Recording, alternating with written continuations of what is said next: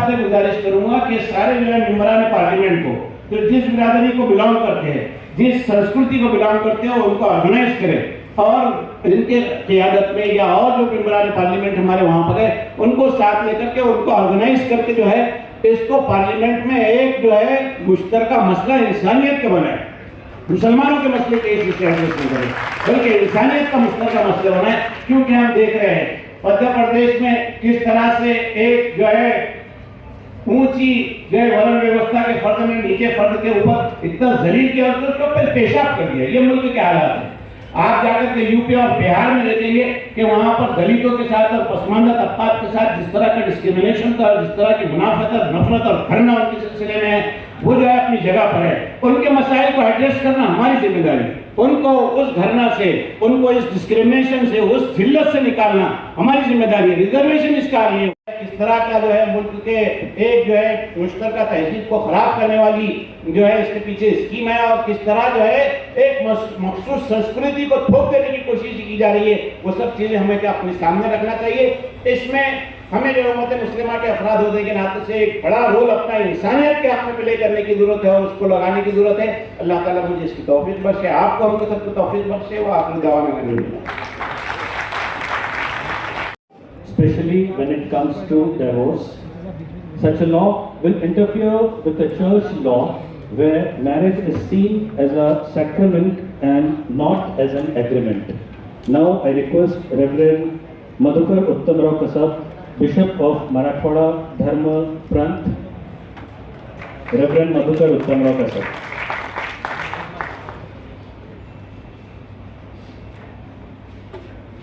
माननीय ओबीसी साहब, माननीय जलील साहब, मंचावर उपस्थित सर्व मान्यवर आणि या सभागृहामध्ये उपस्थित असलेले सर्व बंधुजन, आपणा सर्वांना प्रभू येशूच्या नावामध्ये मी नम्रतेचा अभिवादन। दरबार कलीम में सुल्तान टीपू की वसीयत में कहा है कि तू रह नवर शौक है मंजिल न कर कबूल। जाता है वो तकलीफ याद नहीं है आपको। अब ये बताना कि देखिए मुसलमान, अरे मेरे दोस्त सच्चाई ये है। और फिर और एक बात, तो मुसलमान बहुत शादियां करते, काहे रिकॉर्ड बताओ कितने शादियां हम करें, बताओ, निकाल के बताओ ना कितने शादियां मुसलमान करे, कितने शादियां हमारे हिंदू भाई करे, कौन कौन से कितने करे बताओ। अच्छा, जो करे उनके साथ उनकी जोरू नहीं रहती।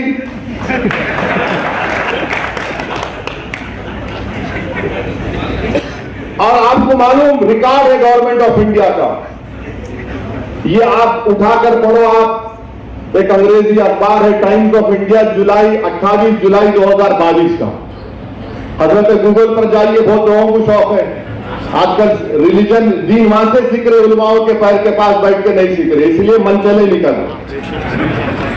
तो 28 जुलाई 2022 का टाइम्स ऑफ इंडिया ये कहता है कि 2 बीवियां 1.9 मुसलमान में है, ये 2019 का डेटा है। हिंदू भाइयों में 1.3 है और दीगर कौमों में 1.6 है।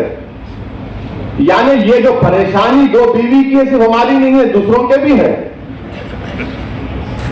और हिंदू और मुसलमानों में 0.6 का फर्क है।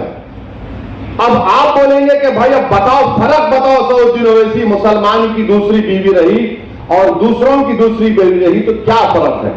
फर्क यह है कि वो मेरी बीवी है और दूसरों में बीवी नहीं है। फर्क यह है कि उसको मेंटेनेंस मिलता, फर्क यह है कि उसको अपने रहने के लिए घर मिलता, यह फर्क है। अच्छा, फिर आप बोलेंगे कि हमने मुल्क में कानून बना दिया, चाइल्ड मैरिज एक्ट बना दिया। बिल्कुल बनाया, मगर क्या यह सच नहीं है कि चाइल्ड मैरिज एक्ट में 84% चाइल्ड मैरिज होती है हमारे हिंदू भाइयों की? कानून आप बना दिए। अच्छा, ऊपर से और एक बात देखो, आप जब चाइल्ड मैरिज हो जाती है, मैरिज खत्म नहीं होती, वॉइड होती है, वॉइड होती है। यही तो बता रहे हैं। हम ये नहीं कह रहे कि मुसलमानों में कमजोरियां नहीं है, यकीनन जहेज की लानत है जैसा सब जगह पर है, यकीनन हमारे बहनों को, बच्चों को और उठाना है जैसा कि सब जगह पर है। मगर आपको सिर्फ इस बात की फिक्र है, आप हमारी शनाख्त को हमसे छीनना चाहते हैं। बहुत कुछ नहीं है आपका, रिजर्वेशन आप नहीं देना चाहते, नहीं मजहब के नाम पे नहीं देते, मगर मजहब छीन के खुद ताकतवर बनाना चाहेंगे आप। रिजर्वेशन तो महाराष्ट्र में नहीं देंगे, नहीं मजहब के नाम पे नहीं दे सकते, मगर हम मजहब की शनाख्त छीन के तुमको ताकतवर बनाएंगे। ये कौन सी मिसाल है बताइए आप। और फिर आप ये भी देख लीजिए कि 2000 से 2019 तक फीमेल इन्फेंटिसाइड, यानी अगर किसी खातून के पेट में मालूम हो जाए कि बेटी है, तो 2000 से लेकर 2019 तक 86% बच्चियां मिसिंग हैं। यानी उत्तराखंड की जितनी आबादी है, करीब जितनी आबादी है, उसमें बच्चियां मिसिंग है। कौन जिम्मेदार है उसका, बोलो आप। कानून तो हम बना दिए। अच्छा, सेक्स रेशियो आप देखो मुसलमानों का दूसरे रिलीजन के साथ, सबसे अच्छा सेक्स रेशियो मुसलमानों का है। तो ये चीजें हमको आपको समझने की जरूरत है। मध्य प्रदेश में हमारे आदिवासी, शहरी आदिवासी खड़े हुए वो। अच्छा, मैं चाहूंगा कि देवेंद्र फडणवीस जरा महाराष्ट्र के ट्राइबल एरिया में जाके बात करें यूसीसी की। शिंदे चले जाएं, अब तो 3 in 1 हो गए, अजीत पवार भी चले जाएं। महाराष्ट्र के आदिवासी एरिया में जाके बोले हम लाएंगे, देखो क्या नतीजा निकलता वहां पे। करो, छत्तीसगढ़ में जाके बोलो, इलेक्शन है 3-4 महीने में। राजस्थान के कबायलियों को बोलो, आप आदिवासियों को। हम यही बताना चाह रहे हैं कि ये जो भारत की खूबसूरती जिसका जिक्र इम्तियाज जलील साहब ने किया, यही खूबसूरती है भारत की। अमेरिका में ऐसा है कि अमेरिका में, अरे अमेरिका में ये कल्चर है। अमेरिका में इतने 2000 से 3000 कितने कल्चर है, नहीं है। अच्छा, अमेरिका में हर स्टेट में उसका अलग कानून है, मगर फिर भी अमेरिका ताकतवर है। या उल्टा बोलते हैं, भारत के वजीर आजम बोले कि एक मुल्क में घर में 2 कानून कैसा रहेंगे। तो ये बातें इसको समझने की जरूरत है। और अगर नहीं समझेंगे तो फिर आप मुल्क को कमजोर करना चाहते हैं। और फिर किसी एक टीवी चैनल पे बोले कि हम एक सर्वे करें, 8000 औरतों का सर्वे करें।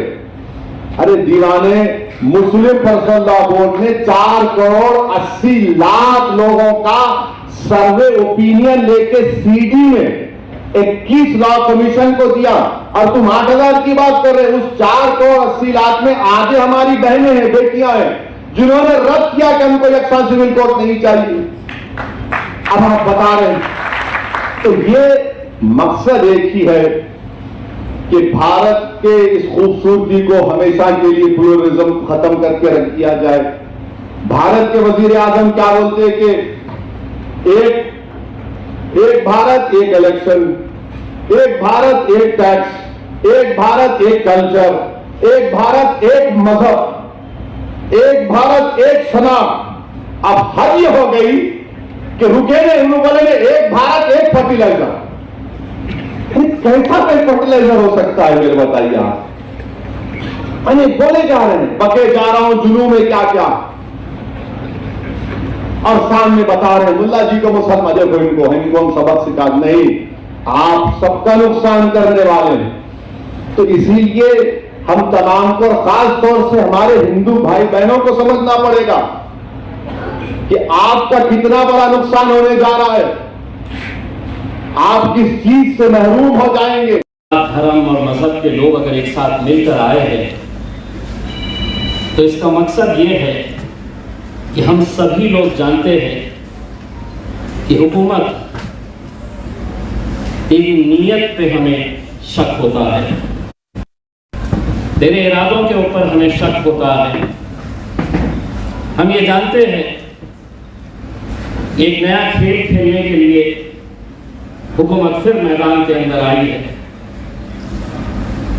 इस मुल्क की खूबसूरती क्या है मैं तो हमेशा ये कहता हूं कि जहां पर सिख है, बुद्धिस्ट है, क्रिश्चियंस है, चर्मकार समाज के है, ट्राइबल्स है, बोहरी समाज है, शिया है, एससीज है, एसटीज है, ये सब एक साथ मिलकर आते हैं तो भारत देश बनता है।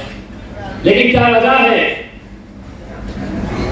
कि जब भी इलेक्शन करीब आता है, मैं तो ये कहता हूं कि इस हुकूमत से अगर पूरी दुनिया में अगर कुछ सीखना चाहिए कि जाति, धर्म और मजहब के नाम के ऊपर लोगों को बांटो, लोगों के बीच में दरारें और दीवारें पैदा करो और अपनी हुकूमतें चलाते रहो, अगर पूरी दुनिया को अगर किसी से सीखना है तो हमारी इस हुकूमत से सीखना चाहिए कि हम अपनी हुकूमत हासिल करने के लिए कैसे कैसे खेल खेलते हैं, कैसे साजिशें और कैसे षड्यंत्र रचे जाते हैं। और ये पहली बार हो रहा है ऐसा नहीं है। इलेक्शन आया तो कभी ट्रिपल तलाक के मुद्दे के ऊपर इलेक्शन लड़ा जाता है, कोई एक इलेक्शन आया तो हमारी बच्चियां नकाब पहनेगी, हिजाब पहनेगी या नहीं पहनेगी, इसके ऊपर इलेक्शन लड़ा जाता है।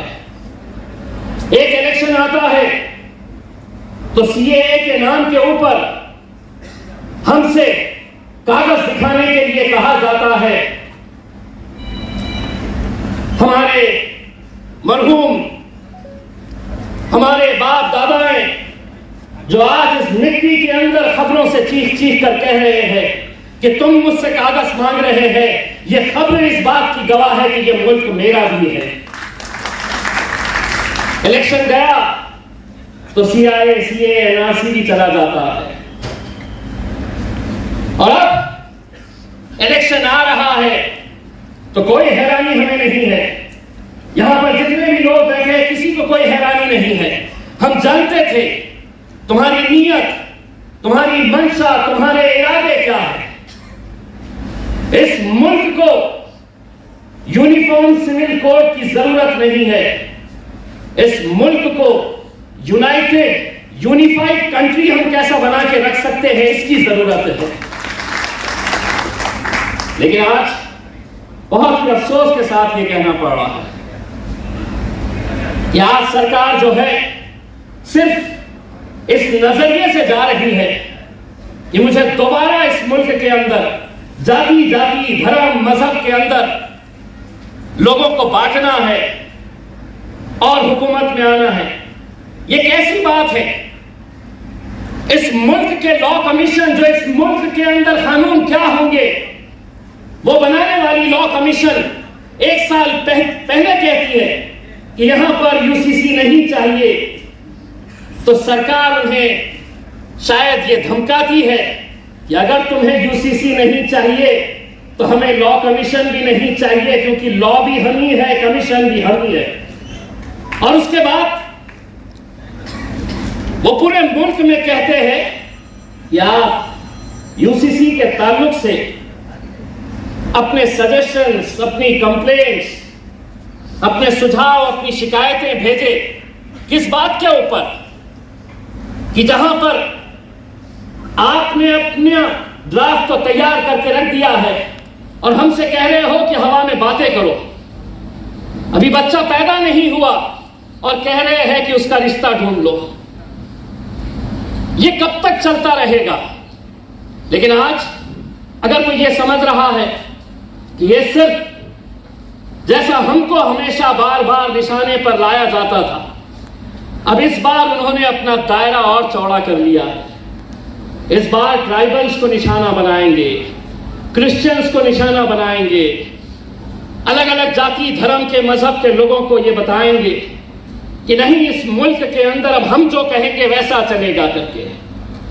दरअसल इनकी मंशा ये है कि ये यूनिफॉर्म सिविल कोड नहीं लाना चाह रहे थे, बल्कि मुस्लिम सिविल कोड लाना चाह रहे थे कि अब हम कहेंगे यहां के मुसलमानों को तुमको कैसा रहना है, कैसा जीना है, क्या करना है। एक फिल्म आई थी अमर अकबर एंथनी। इस मुल्क में अमर भी रहता, अकबर भी रहता, एंथनी भी रहता, लेकिन अब ये हुकूमत चाहती है कि अब इस फिल्म, अगर कोई फिल्म आएगी यहाँ पर तो वो अमर अकबर एंथनी नहीं रहेगी, वो अमर अमर और अमर ही रहेगी। लेकिन हम आज हम सब की तरफ से एक पैगाम इस सरकार को देना चाहते हैं। ये मुल्क के अंदर इतने सालों से जो चलता आ रहा है वही आगे भी चलता रहेगा। यहां पर अमर भी रहेगा, यहां पर अकबर भी रहेगा और यहां पर एंथनी भी रहेगा और अपने हिसाब से रहेगा। बहुत बहुत शुक्रिया।